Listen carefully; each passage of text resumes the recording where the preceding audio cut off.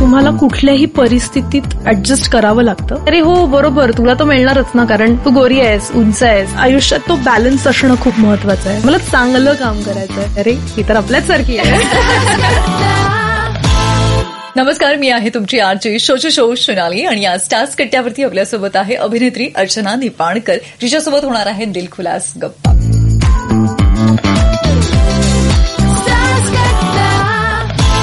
मला सांग की नाशिकची इमोजी घरामध्ये काही चित्रपटातलं वातावरण होतं का? घरातलं कोणी आहे का? कारण की अभिनयापेक्षा तुझं विशेष प्रेम आहे गाण्यावरती, हे मला माहिती हो ना. Yes, first of all thank you so much for inviting me. खूप छान वाटतंय मला इकडे येऊन आज. खरं मला असं छान दिलखुलास गप्पा मारायच्या तुझ्याशी. तर हो, मी नाशिकची आहे आणि मी गाणं शिकली आहे. खरं माझ्या घरी तसं अभिनयाशी रिलेटेड असं काही वातावरण तसं नव्हतं, पण माझी आजी गाणं शिकलेली होती आणि ती शिकवत पण होती. ती शास्त्रीय संगीत शिकली होती आणि ती शिकवायची. तर तिच्याकडूनच मी हा जो गाण्याचा वारसा आहे तो मी घेतला आणि आज जे काही मला थोडंफार गाता येतं ते फक्त तिच्यामुळे गाता येतं. त्यामुळे करिअर व्यतिरिक्त म्हणजे शिक्षणाव्यतिरिक्त जर मी काही करत होते तर ते गाणंच होतं. आणि नाटकात कामं करायचे जेव्हा मी शाळेत होते, कॉलेजमध्ये होते.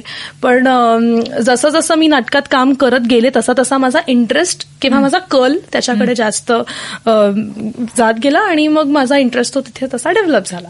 त्यामुळे असं गाणं, अभिनय दोन्ही गोष्टी मला करता आल्या आणि माझी फॅमिली मुळात कला क्षेत्र ह्याच्याशी निगडीत असल्यामुळे मग तो अभिनय असो किंवा गाणं असो किंवा नाच असो, त्यांनी डेफिनेटली सपोर्ट केलाच असता आणि ते आता करतातच आहेत support. So I am very glad. मला सांग, तू ग्रॅज्युएशन कशात नाही केलं? कॉमर्स ग्रॅज्युएट आहे मी आणि माझं ग्रॅज्युएशन झालं आणि लगेचच मी मुंबईला आले.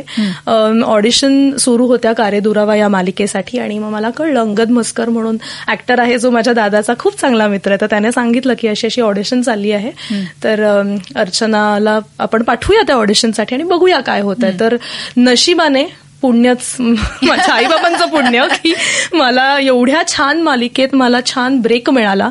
एवढी सुंदर मालिका, सुंदर गोष्ट, सगळा इतका छान तगडा आपण म्हणू शकतो, सगळा कास्ट इतका सुंदर होता की त्या सगळ्यांबरोबर काम करायला मला खूप मजा आली. किती मस्त आहे. पण मला सांग की जेव्हा आपलं पहिलं काम जे आहे ते खूप यशस्वी होतं, छान आपल्या कामाचं कौतुक होतं, त्यानंतर पुढचे प्रोजेक्ट्स निवडताना आपल्याला फार जबाबदारीने वागावं लागतं.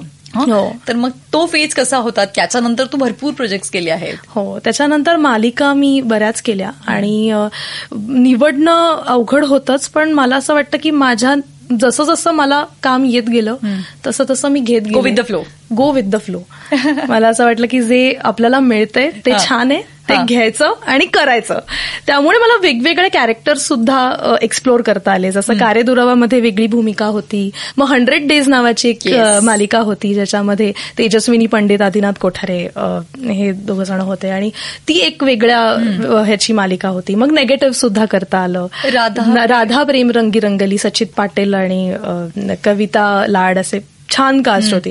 तर मला असं वाटतं की मला खूप छान लोकांबरोबर काम करायला मिळालं, प्लस वेगवेगळ्या भूमिका सुद्धा करायला मिळाल्या मालिकांच्या निमित्ताने. त्यामुळे मजा आली मला. म्हणजे माझा प्रवास मला फार छान वाटतो आज. मी जेव्हा वेन आय लुक बॅक तेव्हा मला खूप छान वाटतं की साधारण किती, मला वाटतं 10 वर्ष झाले. 10 वर्ष झाली, 2013. ह्या दरम्यान असं वाटलं नाही की गायनाकडे आपलं दुर्लक्ष होतंय किंवा गायनाकडे आपण काहीतरी करायला पाहिजे? कारण की अनेक असे रियालिटी शोज पण आहेत जिथे सेलिब्रिटीजला पण त्याच्यामध्ये तुम्हाला चान्स असतो, मग तिकडे नाही प्रयत्न केला? हो, नाही, खूप खूप वाटायचं मला. 100 डेज नंतर आपल्या मराठीमध्ये आदिनाथ कोठारेनीच एक जसा कोक स्टुडिओचा जसा सेटअप आहे तशा सेम सेटअपचा एक कार्यक्रम सरगम नावानी झी युवावर असा एक शो सुरू केला होता. त्याच्यात त्याने मला एक छान गाणं गायची संधी दिली होती. तर मी साधारण गाणं गायची संधी मला जिथे जिथे मिळते ती मी सोडत नाही, मी गाते. ते मी माझ्या परीने करत होते. पण हो, ती एक खंत सतत होतीच माझ्या मनात की माझं गाणं कुठेतरी मागे पडतंय, गाणं मागे पडतंय. मग त्याच्यानंतर कोविडमध्ये तर 2020 मध्ये सिंगिंग स्टार नावाचा एक रियालिटी शो आला होता सोनी मराठीवर, ज्याच्यावर सगळे हेच होते, म्हणजे ऍक्टर्स होते हु कॅन सिंग.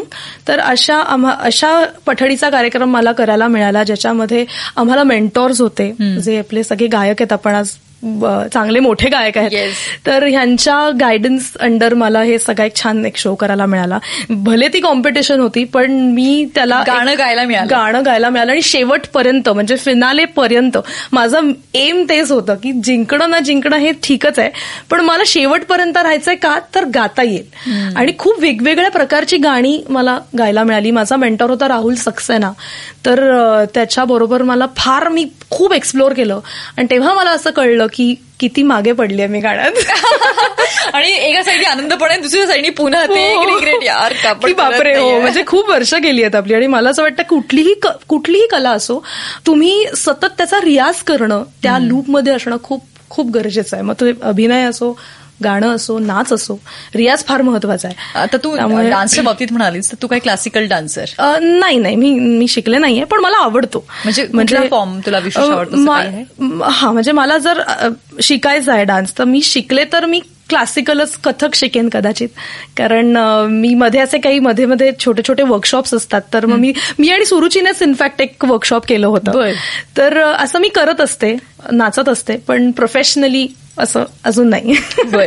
आता जेव्हा इंडस्ट्रीमध्ये काम करते आहेस आणि इकडे प्रोफेशनलिझम जो आहे तो आता वाढत चाललेला आहे. म्हणजे पूर्वीचं वातावरण खूप वेगळं होतं आणि आताचं वातावरण खूप वेगळं आहे. तर प्रोफेशनलिझम मध्ये मैत्री होते का? माझ्या बाबतीत विचारशील तर होते. मला असं वाटतं की जर आपल्यासारखाच एखादा माणूस आपल्याला भेटला तर होऊ शकते मैत्री. कनेक्ट होणं, त्या वाईब्स मॅच होणं जे आपण म्हणतो. तर आपल्यासारखी एखादी व्यक्ती भेटली तर ती डेफिनेटली होते. जशी माझी सुरुची आडारकर पहिल्याच प्रोजेक्टला माझी ती खूप चांगली मैत्रीण झाली आणि आम्ही नेहमी विचार करतो म्हणजे तिचंही साधारण माझ्याच सारखं आहे की जेव्हा आपण कामाला जातो तेव्हा आपण एक कामाव्यतिरिक्त बाकी फार गोष्टींमध्ये नसतो की काम एके काम करायचं, घरी यायचं, साधारण आपला तेवढाच एक काय असतो संबंध. पण तरी या प्रोजेक्ट दरम्यान आम्ही खूप छान कनेक्ट झालो आणि आज मला खूप अभिमानाने सांगावं वाटतं की सुरुची आडारकर आणि आम्ही खूप चांगल्या मैत्रिणी आहोत. आणि आता मैत्रिणीपेक्षा we are like a family. आम्ही सुख दुःखात एकमेकींबरोबर असतो आणि आता ह्या गोष्टीला 10 वर्ष झाली आहेत पण असं वाटत नाही की 10 वर्ष झाली आहेत. पण तुला तेच सांगते मी की म्हणजे हेच माझं म्हणणं आहे की जेव्हा आपल्याला आपल्यासारखी माणसं मिळतात ना, लाईक माइंडेड माणसं जेव्हा असतात तेव्हा वेळ कधी कसा जातो हे खरंच कळत नाही. मग ते कामाचं ठिकाण असू देत किंवा मग लोकांबरोबरची नाती असू देत. खरंय. हो ना. एकदम खरंय. त्यामुळे आमचं पण सुरुवातीला जेव्हा आम्ही भेटलो होतो तेव्हा आम्हाला खूप वेळ लागला कनेक्ट व्हायला. असं नाही झालं की आम्ही भेटलो आणि लगेच जमलं, असं नाहीये. एक 6-7 महिने गेले माणूस ओळखायला.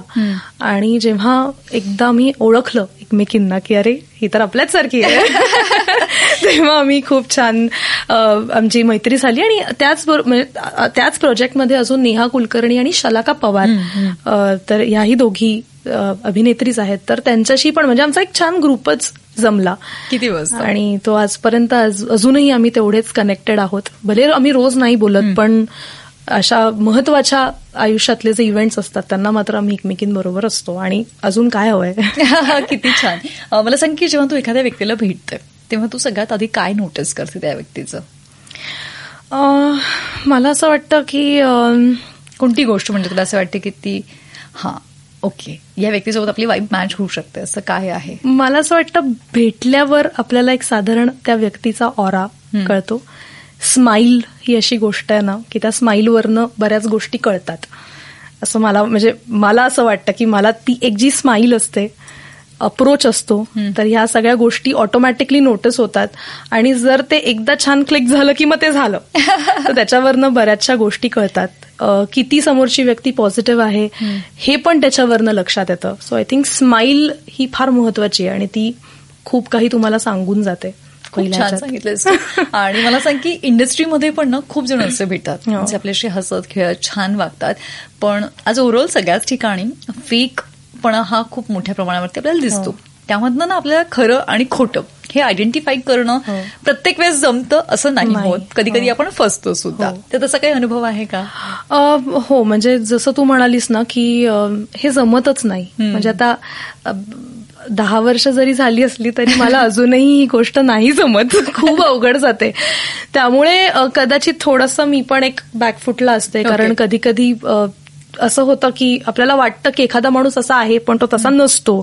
त्याच्यामुळे असे ऑफकोर्स आहेतच काही अनुभव. पण मी जसं तुला म्हटलं तसं की जेव्हा कामाच्या वेळेला काम फार मी कोणाच्या अध्यात्मध्यात नसते, त्यामुळे ती गोष्ट मला खूप ह्या सगळ्यातनं अशी इनडायरेक्टली खूप मदत करते. आणि जशी आपल्यासारखी लोक ती बरोबर आपल्याला कळतात आणि ती बरोबर कनेक्ट होतात. त्यामुळे देवाच्या कृपेने असा खूप काही तसा वाईट अनुभव आला नाही अजून. ओके. ऍक्टर म्हणून मला विचारावंसं वाटतं तुला की आपल्याकडे चांगल्या चांगल्या भूमिका यायला पाहिजे, त्याचा अनुभव आपल्याकडे असायला पाहिजे असं प्रत्येक कलाकाराला वाटतं. तर तुला असं कुठल्या भूमिकेची तू वाट बघते की मला अशा पद्धतीचा रोल करायचा आहे की जो माझ्यासाठी खूप चॅलेंजिंग असेल, म्हणजे एखादी बायोपिक असू देत किंवा आपण म्हणूयात की एखादा हिस्टॉरिकल सिनेमा असू देत किंवा एखादी पॉलिटिशियन असणारी कर्तबगार महिला आहे तिला तुला साकारायला आवडेल किंवा काय, म्हणजे असं काही आहे कुठला रोल विचार केलाय? हो, म्हणजे असे खरं तर खूप मोठी लिस्टच आहे. प्रत्येक वेगळ्या प्रकारचं कॅरेक्टर, जसं मी तुला म्हणलं की सिरियल मालिकेच्या निमित्ताने मला पॉझिटिव्ह करायला मिळालं तसं निगेटिव्ह पण करायला मिळालं. तर अर्थात मला आपल्या कम्फर्ट झोन मधून बाहेर येणारं कुठली पण भूमिका असेल तर ती मला करायला डेफिनेटली आवडेल. पण आता संगीत मानवमांसारखी फिल्म आहे जी एका संगीत नाटकावरती आधारित अशी फिल्म आहे, तर मी एकदम मनापासून सांगते मला खरंच अशा एका फिल्मचा भाग होण्याची फार इच्छा होती.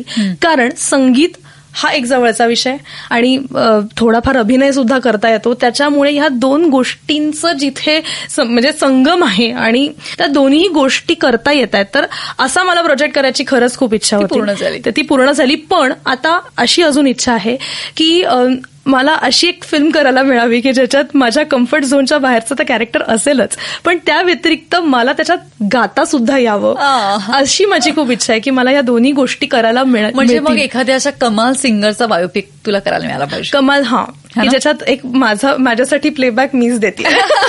किती तर हे माझं खरंच एक स्वप्न आहे. आणि आज माझी आजी नाही आहे, पण तिला डेफिनेटली आनंद होईल आणि तिच्यासाठी तो ट्रिब्यूट असेल. हो, तिच्यासाठी तो ट्रिब्यूट असेल, कारण हे सगळं जे काय संस्कार झालेत हे तिच्याचमुळे झालेत. किती छान. मला सांग की रिलेशनशिप बद्दल तू काय विचार करते? रिलेशनशिप जेव्हा यशस्वी व्हायचं असतं तर त्याच्या मागे काय कोणती गोष्ट महत्वाची असते?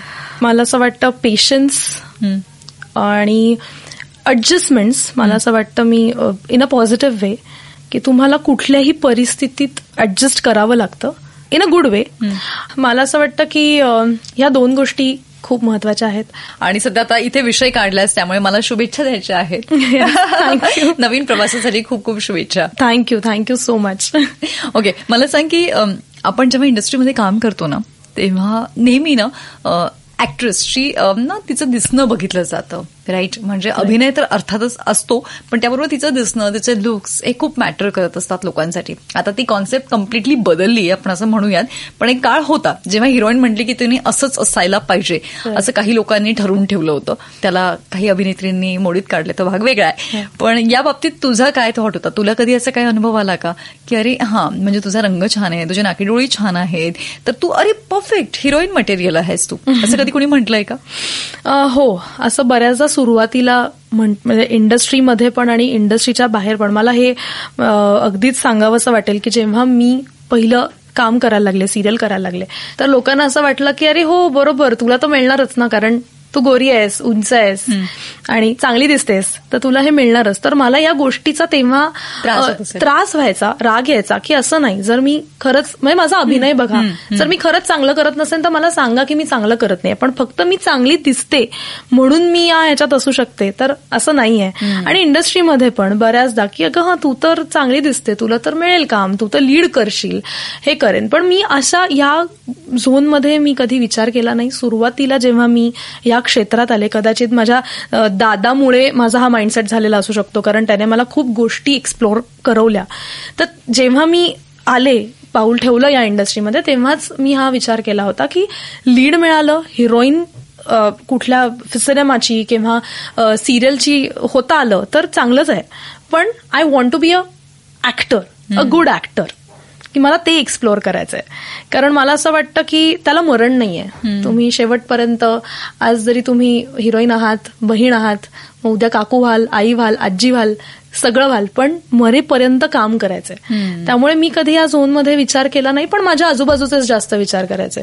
किंवा मला असंही सांगायचंय की अगं तू का असं हा रोल करतेयस, किंवा का तू सेकंड लीड करतेस, तू का लीड करत नाहीयेस, तू थांब थोडंसं, वाट बघ, तुला पण येईल. कदाचित आलंही असतं जर मी वाट बघितली असती तर, पण जसं तुला म्हणलं की जसं काम आलं तसं मी घेत गेले. आणि मला एक्सप्लोर करायचंय, मला मरेपर्यंत काम करायचंय, मला घाई नाहीये, माझं वय संपेल, काही प्रॉब्लेम नाही, संपू द्या, मला काम करायचंय, मला चांगलं काम करायचंय आणि मला लोकांपर्यंत चांगला अभिनय माझा घेऊन जायचा आहे, एवढं करायचं. आणि गाणं करायचंय. किती छान आहे. मला सांग की ऍक्टरसाठी काय चॅलेंजेस आहेत सध्या, म्हणजे त्यातल्या त्यात फिमेल ऍक्टर्ससाठी? फिमेल ऍक्टर्ससाठी जसं मी तुला म्हणलं तेच, की जरी असं असलं की हिरोईन असलंच पाहिजे मटेरियल असं नाही, आज कॉन्टेंट इज इम्पॉर्टंट, तसं जरी असलं तरी एका बाजूला ह्या पण गोष्टी बघितल्याच जातात की वय वाढतं आहे, ह्या सगळ्या गोष्टी आहेत, तर तुम्हाला ते किती नाही म्हणलं तरी मेंटेन राहणं आणि ह्या सगळ्या गोष्टी हे आहेतच, किती नाही म्हणले तरी चॅलेंजेस.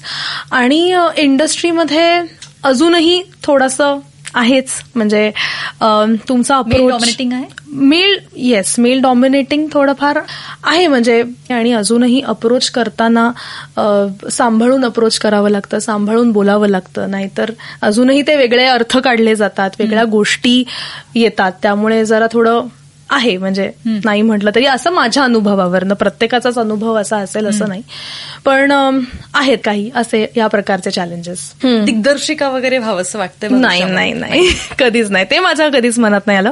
पण अभिनय आणि गाणं, मला असं वाटतं या दोन गोष्टी सोडून दुसरं माझ्या कधीच मनात काहीच येत नाही.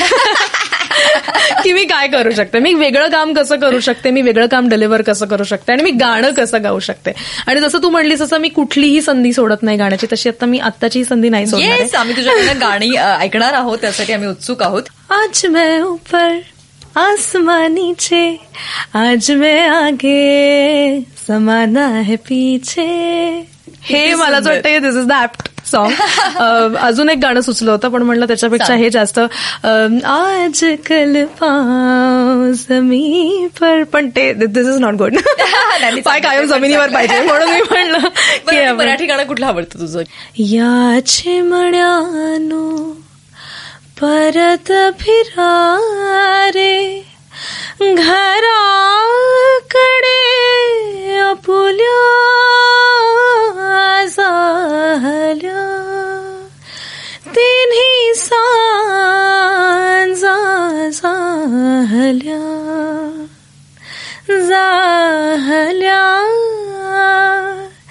तिन्ही सांजा झाल्या. हे अगदी नेहमीचं गोटू आपण म्हणतो गाणं. सुंदर. त्याचं एक गेम आहे ज्याचं नाव आहे नाभिना हाबिना, ज्यामध्ये आपण 30 सेकंदापर्यंत गप्पा मारणार. येस नो ना नाही न म्हणता तुला उत्तर द्यायचं आहे. मला सांग की जर मी गाण्यासाठी तुला सांगितलं की सकाळी 7 वाजल्यापासून रात्री 12 वाजेपर्यंत तुला गायचंय, तर तू थकशील का? नाही. आणि याच्या ना पहिल्याच प्रश्नाला नाही म्हटली, त्यामुळे आउट झाली.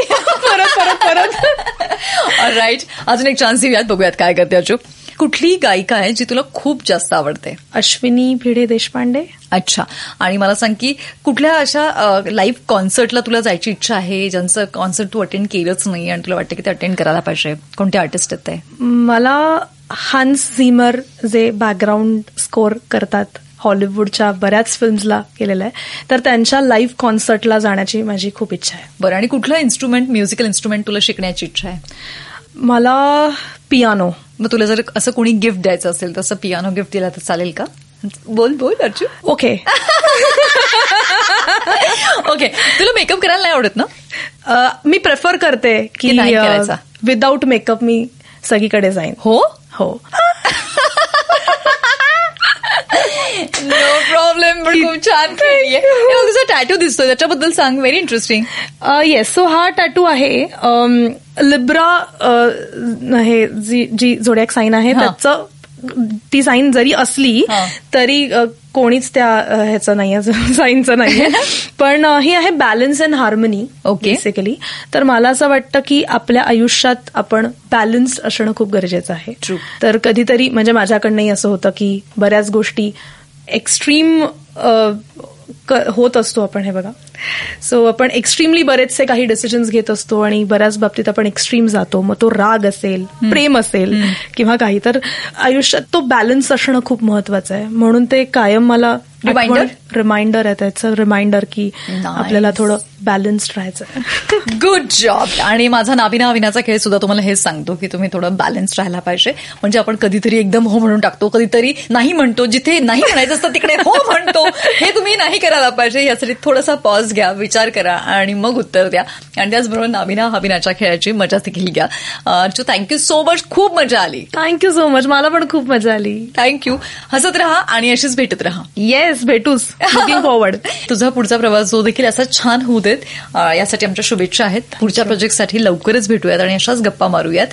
छान वाटलं तुला भेटून. थँक्यू सो मच, मला पण खूप छान वाटलं तुझ्याशी खूप गप्पा मारून.